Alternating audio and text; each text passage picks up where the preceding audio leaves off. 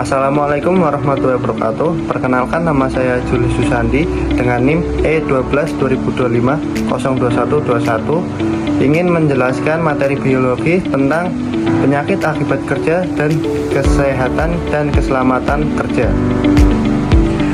Kesehatan dan keselamatan kerja atau K3 merupakan upaya untuk mencegah kecelakaan kerja, cacat, dan kematian akibat aktivitas kerja. Keselamatan kerja bertujuan menjamin kondisi kerja yang aman, baik dan penggunaan mesin, alat, proses kerja, maupun lingkungan kerja sehingga tidak membahayakan pekerja. Penerapan K3 yang baik dapat mengurangi risiko kecelakaan serta penyakit akibat kerja. Penyakit akibat kerja adalah gangguan kesehatan yang timbul akibat paparan faktor risiko di lingkungan kerja dan menjadi masalah serius secara global. Penyakit ini pada prinsipnya dapat dicegah melalui pengendalian risiko yang tepat dan tepat waktu. Deteksi dini tanda-tanda penyakit akibat kerja sangat penting karena memungkinkan pencegahan sebelum kondisi menjadi lebih parah. Selain itu, informasi mengenai tanda awal penyakit akibat kerja dapat membantu komunikasi risiko dan mendorong tindakan pencegahan untuk mengurangi dampak negatif pekerjaan terhadap kesehatan pekerja. Baik, selanjutnya adalah video wawancara dengan pekerja langsung di lapangan.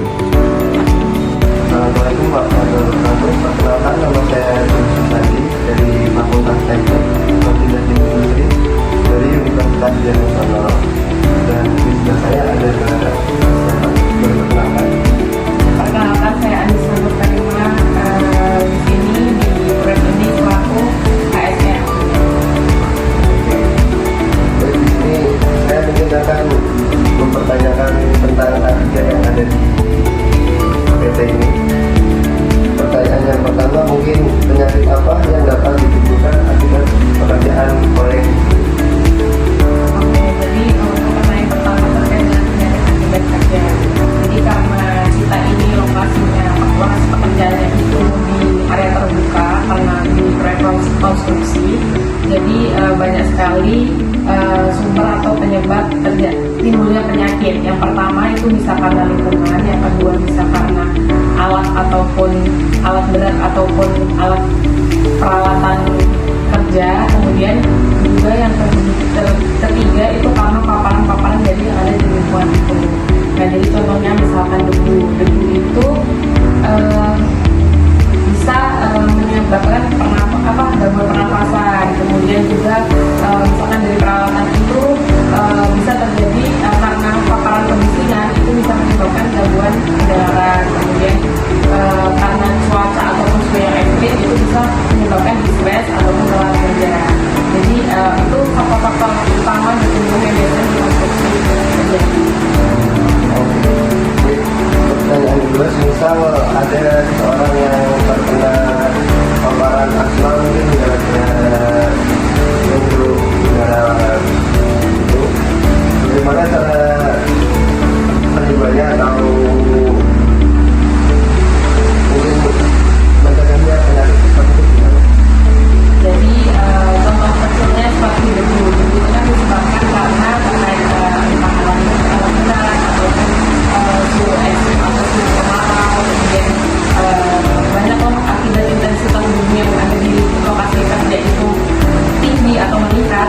Nah, itu bisa salah satunya adalah kita lakukan pengendalian. Pengendalian itu bisa berasal dari hierarki pengendalian. Hierarki pengendalian itu kalau diurutkan dari yang paling atas itu ada eliminasi, substitusi, administrasi, APD, engineering control, administrasi, dan APD. Kalau secara paling atas itu kita menghilangkan sumber bahaya, misalkan debu itu dihilangkan dengan cara mungkin meminimalisir debu dengan kolam penyiraman. Kemudian yang kedua itu ada engineering control, itu misalkan kita melakukan inspeksi secara rutin alat berat supaya alat itu tidak menghasilkan karbon ataupun polusi, sehingga intensitas polusi yang ada di area kerja itu menurun. Kemudian yang terakhir itu alat pelindung diri atau yang digunakan oleh personal dan kita pakai masker. Selanjutnya, nah, selain penyakit akibat kerja, mungkin ada kecelakaan yang dapat ditimbulkan akibat pekerjaan tersebut? Ada pasti, itu banyak banget faktor yang menimbulkan kecelakaan meskipun kita sudah melakukan pengendalian. Contohnya misalkan terjatuh, tersandung, tertimpa alat berat, tertimpa material dan sebagainya. Itu pasti nggak bisa kita hindari secara nol gitu. Terus perlengkapan apa yang harus dipakai oleh personal, misalnya kayak helm apa saja misalnya? Nah, jadi itu semua tergantung pada jenis pekerjaannya. Kalau misalkan pekerjaan itu secara punya high risk, itu alat pelindung dirinya disiapkan secara khusus. Misalkan pada pekerjaan pengelasan itu apa aja harus dipakai: apron, masker, kedok las, kacamata las, sarung las, dan sebagainya. Nah, selanjutnya kalau misalkan untuk pekerjaan ketinggian itu kan high risk ya, jadi harus pakai body harness dan juga body mandatory. Atau pekerjaan yang ringan, misalkan pembersihan, itu kita bisa pakai body mandatory, helm, rompi, sepatu, dan juga sarung tangan. Itu saja yang bisa Mbak Eni sampaikan. Terima kasih. Assalamualaikum warahmatullahi wabarakatuh. Apa yang mungkin telah Mbak Anissa telah sampaikan mungkin sama persis dengan jurnal yang telah saya baca, yakni penyakit akibat kerja merupakan masalah penting dalam penerapan keselamatan dan kesehatan kerja K3. Menurut BRASK tahun 2029 terdapat 4 risiko utama penyakit akibat kerja, yaitu risiko biologis, muskuloskeletal, psikososial, dan bahan kimia. Risiko biologis timbul akibat paparan patogen melalui udara atau kontak langsung yang dapat menyebabkan berbagai penyakit infeksi.